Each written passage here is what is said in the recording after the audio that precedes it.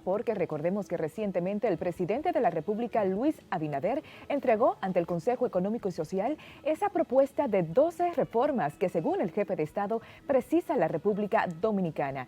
Pero también señaló sobre la necesidad de que esta sea discutida con representantes de distintos sectores sociales. Y así será, se espera que así sea, el próximo lunes a las 10 de la mañana. Pero ¿cuál es el impacto y la necesidad de estas 12 reformas? Bueno, para conversar al respecto, tenemos ya en casa a nuestra economista de cabecera, Clara González. Querida, muy buenos días. Buen día. Que siempre llega, Clara siempre llega aquí como risueña, alegre, nos inyecta ese sentimiento positivo de visualizar la vida como un todo. Esa es la actitud correcta, y sobre todo en las mañanas para empezar el día. Y amén de que te tocan muchas veces temas muy neurálgicos. Así es, así es. La actitud es clave, ¿no? Digamos que es buscar ese equilibrio entre la economía, que es fría, que tiene números que a veces no le gustan a todo el mundo, y esa actitud personal de ver la vida llena de colores. Y extrapolar la actitud a la parte económica, ¿qué tan eficiente sería esta normativa de vida? Bueno, eso se aprende con el paso de los años. Se aprende con el paso de los años porque tú no puedes vivir abrumado por todo lo que ves, por todo lo que oyes, o eufórico cuando las cosas salen bien, sino establecer un balance, como en todo, el equilibrio en la vida. Es importante y a la vez, ¿qué tan fácil o qué tan difícil es? Porque también se filosofa en la economía, ¿no? Claro. ¿Qué tan importante es ver la economía más allá de la visión misma? Bueno, siempre es importante ver el vaso medio lleno. Medio lleno, no el vaso medio vacío, tener una actitud, como decía el gobernador del Banco Central en su alocución de ayer. Claro.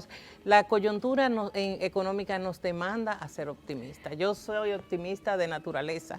Yo creo que en mi genotipo está ser optimista independientemente de la profesión que ostento y los estudios que ostento. Ser optimista y entender que todo tiene un momento y también pasará, que llegará el momento. Sí, ¿sabes? Pero hay algo que me encanta de los números, y es acerca de los datos duros. Los números son los números, los datos son los datos. Y fue lo que quiso precisamente hacer ayer el gobernador del Banco Central. Esto como respuesta al expresidente de la República, Leonel Fernández, que habría señalado de que el crecimiento real de la economía fue o será en el orden de un 0.3%, pero el gobernador del Banco Central señala que será de un 13.3%. Y Clara, yo me permito violar la regla de hoy que se acerca de esas 12 reformas que plantea el gobierno central para la República Dominicana, para que hablemos un poquito acerca de este tema de coyuntura que ha prestado a tanta confusión para la población dominicana. Ciertamente, bueno, dentro del debate, todos los líderes políticos, a raíz del discurso de rendición de cuentas del presidente Abinader, optaron también por establecer sus posiciones, y es correcto en una dinámica democrática de nación. Sin embargo, un líder político puso en dudas los datos estadísticos que el propio presidente había ofrecido a la población, ¿verdad? Y el gobernador del Banco Central, que es la autoridad correspondiente y digamos que tiene la calidad, porque estas cuestiones es importante delimitarla. Es como la voz autorizada. La voz autorizada y el responsable de la política macroeconómica del país tuvo a bien hacer una locución anoche, ayer en la tarde. Ahí yo la vi en diferido aquí en el Canal 4 a las 9 de la noche, y poner en contexto cómo se establecen las estadísticas para lograr los esquemas, digamos, o los puntos de crecimiento, los puntos de inflexión cuando hay deflación, los puntos digamos, las metas de inflación en el monte y el endeudamiento. Y realmente el país no es ajeno. Y quiero, más que enunciar estadística, el país no es ajeno a, digamos, a consejos de gobernadores de Banco Central, a consejos de consejos. El Banco Central es un órgano colegiado a través de la Junta Monetaria, pero a su vez el Banco Central Dominicano pertenece al Consejo de Bancos Centrales de Latinoamérica, y en muchos aspectos es referente por sus buenas prácticas, y en otros aspectos ha sido presidente de ese Consejo Iberoamericano, Centroamericano, de gobernadores de Banco Central. Entonces, las precisiones que realizó el gobernador anoche dejaron más que claro, sin necesidades de apabullar a nadie ni desautorizar a nadie, sino que las estadísticas que ofrece el Banco Central de inflación, de crecimiento, todas están basadas en métodos paramétricos, ¿verdad? Que son generalmente aceptados por la norma a nivel internacional. Nosotros no estamos a lo interno inventando el agua tibia. Habló de los derechos especiales de giro, que tal vez tu segunda pregunta venía por ahí. Pero, yo lo tenía también. Los derechos, bueno, pues habló de los derechos especiales de giro, que ha sido una facilidad que ha otorgado el Fondo Monetario Internacional en medio de la pandemia, que es un activo productivo para fortalecer las reservas internacionales del Banco Central, que hoy día se encuentran en 12.500 millones, como conversamos en el panel, tanto bruta como neta. Entonces, en sentido general, ¿qué yo quiero decir?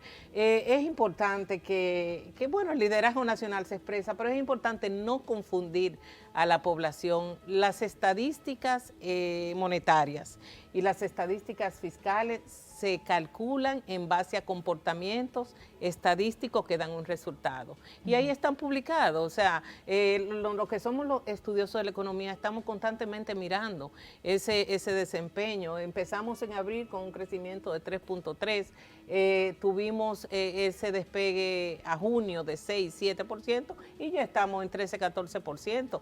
Y bueno, y son cuestiones que son refrendadas, tal como dijo el gobernador, por organismos internacionales. O sea que no es que yo voy a decir como autoridad de una nación de renta media, de una economía de renta media como la nuestra, que nuestra economía está por los altos cielos. Veas, a la hora de tú medir, tú nada más tienes que entrar a la página de la Comisión Económica para América Latina y hay indicadores de desempeño de las diferentes economías con las cuales somos comparables. Sabes que a veces me llama la atención, Clara, el hecho de que hay acciones y actitudes que desarrollamos en función quizás como de buscar nuevos adeptos y acercarlos. Y esa acción lo que hace es que nos aleja más de, si se quiere, de poder conectar con la gente. Hablo en el sentido de la locución que daba a conocer el expresidente Leonel Fernández. Sobre todo porque hay una página que sigo muy de cerca y que trae realidades muy ciertas del país, que es Somos Pueblo RD. Y ponía hacia un símil interesantísimo, ¿no? Les invito a que lo busquen, Somos Pueblo RD en Instagram. Hacia un símil de la comparación de sus opiniones en el tiempo en el que fue mandatario y las que dio a conocer hace apenas unos días al país. Y entonces de repente hay cierta incongruencia ahí que llama mucho la atención. El Banco Central ayer en su dada a conocer el gobernador, decía que nosotros somos los que tenemos la capacidad para estimar el comportamiento de la parte económica en el país y tú lo traes a colación en el día de hoy, ¿no? Sí, pero al margen de eso yo debo decirte, mira, primero sobre el gobierno, sobre las autoridades que son las llamadas a preservar la estabilidad macroeconómica y de precios, y sobre el liderazgo político recae una gran responsabilidad. ¿Y cuál es esa responsabilidad? Tener la prudencia que tiene un padre de familia al manejar data, al manejar información, para no desvirtuar y crear un efecto de pánico, un efecto que hasta puede influir en las actividades comerciales y financieras. Entonces, eso es un ejercicio de responsabilidad que aspiro yo, que deberá acompañar a todo líder político. El país ha ido cambiando, el país tiene un modus operandi diferente y se perfila hacia un horizonte de desarrollo, ¿verdad?, sostenible y de desarrollo económico y social. Entonces, eso nadie lo puede negar, ¿verdad? Y cualquier estadística alejada de la realidad No será necesario ni siquiera que el gobernador hable. Los organismos internacionales, ni los líderes de opinión tampoco, los organismos internacionales tendrán la oportunidad de refrendarlo. Sabes, Clara, que acabas de mencionar algo sumamente relevante, el hecho de que se trabaje en sinergia con los principales líderes de la sociedad dominicana, en este caso puntual de los partidos políticos, para encauzar esos proyectos de desarrollo colectivo. Y en ese sentido ya entramos en materia sobre esas 12 reformas que pretenden discutirse a partir de las 10 de la mañana del próximo lunes. Una en particular quiero comenzar, ese pacto y reforma fiscal que muchos le tememos. Decimos muchos ya como parte de la población ciudadana de a pies, el sector empresarial también le teme y se tiene que sentar en una mesa de discusión porque, según las propias palabras del presidente de la República, no podemos negociar, no podemos hablar de un presupuesto general de Estado para el próximo año sin que nos aboquemos a un pacto fiscal. Sí, bueno, en el discurso de rendición de cuentas, y tengo que remitirme al discurso de rendición de cuentas, el presidente abordó 12 grandes pactos, ¿verdad?, que serían consensuados con el liderazgo nacional, no solamente político, sino el liderazgo empresarial y demás, ¿verdad? Y precisamente existe en el país una instancia para ver esos grandes pactos, ¿verdad?, que es el Consejo Económico y Social. La convocatoria, yo pienso que del lunes, más que conocer las 12 reformas, es un proceso de acercamiento luego de la llamada que hizo el presidente en el propio discurso. Cuando digo le voy a enviar una carta, está llamando al liderazgo político de una manera u otra a la concertación, a ponernos de acuerdo. Pero lo que me toca y lo que me convoca, ¿verdad?, todos los jueves, ciertamente es la economía.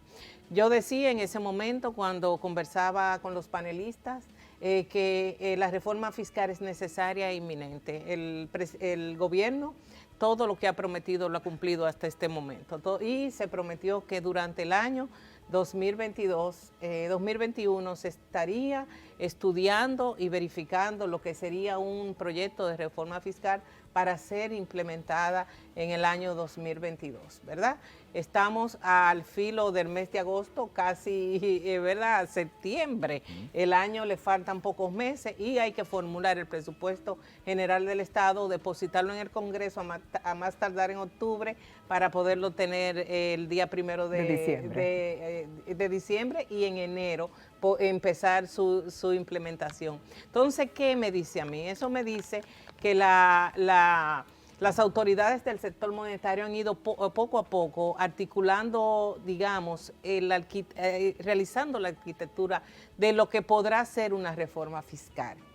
Porque no entiendo que las condiciones no están dadas para hacer una reforma tributaria. Son dos cosas diferentes, las personas lo confunden, son dos cosas diferentes. Aquí hay un código tributario del año 1992 y ahora yo entiendo que lo que se va a hacer es una reforma fiscal. ¿En qué impactaría? Impactaría necesariamente, para contestar tu pregunta, en la mejora de los ingresos para cubrir el déficit y para solventar los gastos corrientes y los gastos de capital y hacer digamos, un proceso de contribución y la fiscalización más eficiente a través del incremento de la base. Y eso tiene que ver también con digamos, la revisión de algunos subsidios que fueron establecidos de manera temporal y que se han quedado con el paso del tiempo y, bueno, otros subsidios que son necesarios para fomentar sectores vitales para el desarrollo económico y social de la República Dominicana. Yo pienso que hay una vocación en medio del liderazgo, tanto empresarial como político, de conocer, de concertar, y muy mal harían los líderes políticos si no participan y no asisten. Le asiste, digamos, legítimamente la posibilidad de disentir, de no estar de acuerdo, porque parte del rol de la oposición es esa, de disentir y no estar de acuerdo con lo que hace el gobierno, aún en su interior sepan que es el camino correcto. Pero muy mal harían en no propiciar, digamos, esta reforma fiscal, porque para mí, como analista, como economista, es inminente. Se ha hablado en gobiernos anteriores de posibles reformas fiscales, pero la materialización de esa acción ha sido totalmente contraria. ¿Qué opinión te merece en función de la veracidad de esta toma de decisión en plena ejecución de este proyecto que resultaría un ganar-ganar para el país. Asimismo, mira, en la Estrategia Nacional de Desarrollo estuvieron establecidos 3 grandes pactos. El pacto por la educación, Sí. el pacto eléctrico que se firmó en enero y el pacto fiscal. En la administración pasada no se dieron las condiciones o no hubo la voluntad, eso no lo puedo yo afirmar, de llevar a cabo la reforma fiscal porque tiene un costo político. Los impuestos, como bien ustedes señalan, no son agradables a nadie, definitivamente, pero es un mandato de ley que está pendiente por cumplirse. Muy bien, Clara, y quiero dar una coma ahí, porque es que acabas de señalar algo importante que tenemos que traducir bien en castellano para toda la población que está en sintonía con nosotros. Referiste, una reforma fiscal no significa implícitamente una reforma tributaria. Sí. Quiere decir que, pese a que nos aboguemos a una reforma fiscal, no quiere decir que la población va a percibir más carga impositiva. Bueno, es que la reforma tributaria es, digamos, la revisión y la modificación de todo el marco de tributación en sentido general. Una reforma fiscal tiene que ver con la fiscalidad, con recaudar impuestos. Bueno, aquí estuvo el director general de Impuestos Internos y yo entiendo, eso es una posición personal, yo entiendo que lo que ahora, por el tiempo, y por la coyuntura económica, lo que se hará es una reforma fiscal, una reforma que revise la base, quiénes son aquellos que tienen mayor capacidad para tributar y quiénes son aquellos que necesitan mayores incentivos para no desincentivar su actividad productiva. Y también ver aquellos sectores donde se hace necesario digamos, cesar con los subsidios. Yo no soy propensa en mi discurso a los subsidios porque, por ejemplo, te voy a poner un ejemplo y a veces no me gusta señalar, pero hay un incentivo a las empresas que operan en la frontera, digamos en un esquema de zona franca. ¿Y qué ha sucedido? Hay que ver las estadísticas. Muchas empresas que operan en la frontera se ganan la exención fiscal, pero muchas veces tienen las plantas y la distribución, tienen una oficina ahí y la operación está en Santo Domingo. Pero entonces, perdón, que por eso cuando sí. hubo la modificación de la ley se creó una comisión para que sirva de garante de que esto no se realice de esta manera. Sí, yo creo que sí, que aquí, bueno, hay esquemas de veedurías para todo y no tengo la menor duda que llegado a acuerdos en el Consejo Económico y Social se establecerán los mecanismos de seguimiento, monitoreo y seguimiento para que esto, aprobada la reforma fiscal, conseguido los recursos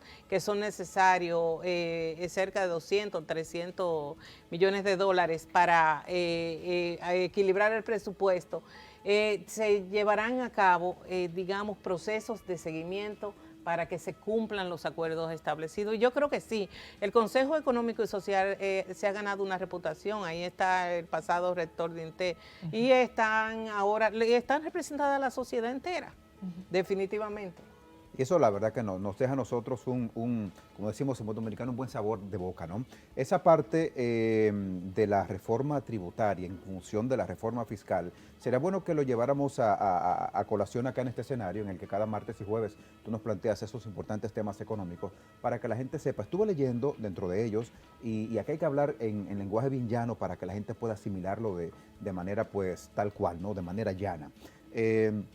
Que arrastra consigo, de repente escuché al tanto gobernador del Banco Central como al mismo ministro de Economía, Planificación y Desarrollo, diciendo de que incluso hay productos de la canasta básica de la dieta del dominicano diaria que no están no representan algún tipo de impuesto, o sea, de repente el pollo, las verduras, el arroz, o sea, eso es bueno que la población también lo sepa. Mira, incluso se habla dentro de esta reforma, tú me corriges, pero perdona, se habla dentro de esta reforma que va a bajar el ITEVIS. Sí, bueno, ese impuesto que se llama impuesto a la transferencia de bienes servicios, ¿no? industrializados, que no es más que el impuesto al valor agregado, que es los productos, digamos, manufacturados, que Así lleva ese proceso industrial. Hay una cantidad de bienes, y de bienes sobre todo, que están exentos de ITEVIS, que nosotros no lo sabemos, Eso o sea, es, lo eso consumimos y no lo sabemos. Yo les recomiendo, como quieres que le hable a toda la audiencia. A la población de a pie. Sí, bueno, a la población de a pie, que cuando vayan al supermercado se fijen en la cinta, que cuando tú pagas en cualquier supermercado, porque las impresoras fiscales tienen ahora la facilidad o la facultad tecnológica de establecer qué porcentaje de ITEVIS te están cobrando y qué es exento de ITEVIS. Y ahí tú te darás cuenta, los productos de primera necesidad de la canasta básica en su mayoría están exentos de ITEVIS, y algunos medicamentos también están exentos de ITEVIS, y otros tipos ahora que no me llega de bienes que consume la población dominicana están exentos de ITEVIS. Ahora, bienes de lujo, yo soy partidaria que se graben con un ITEVIS mayor. Porque estamos en tiempo de austeridad y tal vez no me lo estás preguntando, pero yo te lo estoy diciendo. Este es el momento de poner, digamos, el esquema fiscal racional. ¿Qué te digo racional? Se debe gravar aquello que es de lujo y se debe desgravar aquello que es necesario para la sobrevivencia de la población dominicana. Muy bien, Clara, tenemos que culminar, pero no quiero hacerlo sin antes que concluyamos esta parte específica del Código Tributario que acabas de ponderar, que lo tenemos ya en la República Dominicana. Sabes que desde hace unos años he coqueteado más directamente con los informes que emite el Fondo Monetario Internacional tras esa comisión que envía 2 veces al año para revisar las estadísticas económicas que presenta la República Dominicana, y siempre coinciden en un mismo punto. Tú que eres experta en la materia me podrás refutar. Es en el tema de que la República Dominicana necesita eficientizar sus modelos de recaudación, que el tema probablemente no sea en la génesis, que es la ley, sino en eficiencia. ¿Qué piensas tú? Sí, ciertamente el Código Tributario ha rendido en parte sus frutos, porque tiene desde el año 1992, si no me equivoco. Ciertamente también que la administración tributaria ha sido modernizada, sin embargo se requieren mecanismos modernos tecnológicos que digamos, incentiven al aparato productivo, a empresas, a personas, a cumplir con sus compromisos tributarios.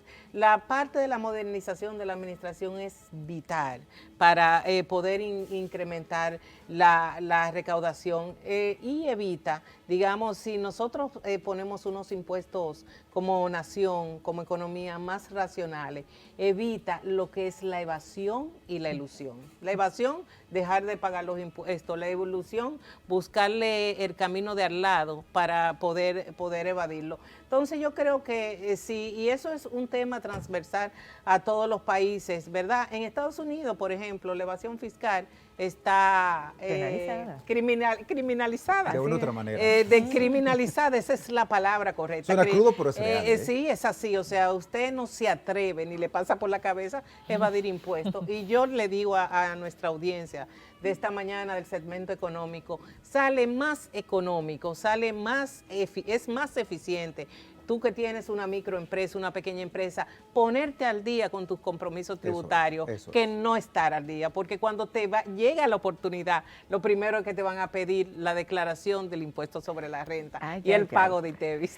Bueno, si de hablar de estar al día vamos, pues con esta mujer nosotros nos ponemos al día, con estos asuntos y aspectos económicos que cada martes y jueves nos presenta nuestra economista de cabecera, esta mujer experta en estos temas que a nosotros, como siempre digo, nos edifican. La señora Clara González, economista y, bueno, una persona clave dentro de este programa. Gracias, Clara, por habernos acompañado. Gracias por habernos acompañado. Como cada día de martes y jueves. Miren, vamos a la pausa acá en el programa.